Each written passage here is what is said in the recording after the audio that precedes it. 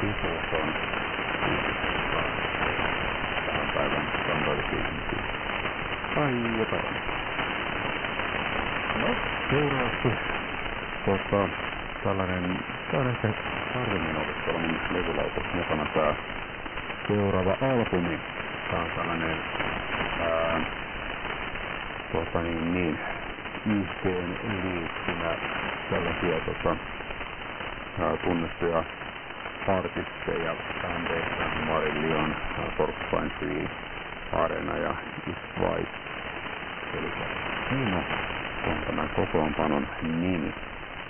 Ja heidän albumiltaan Pictures. Tämä kappale nimeltään Letting Go.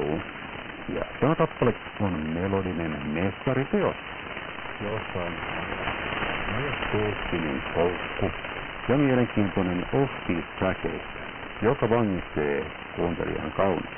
No, katsotaan sitä tää radion kuuntelijat vangitsee. Kappale kertoo irti päästämisestä, vapauden löytämisestä, kasvua ja itsensä hyvästä. Jon Mitchellin ääni käsittelee korkeita vokaalin melodioita yllättävän helposti, ja remasterointi paljastaa Trevasin ainutlaatuisen basso-soundin tyydyttävällä täyteläisyydellä. Joo, jotain sellaista. Katsotaan minkälainen luritus tämä seuraava kappale siis on.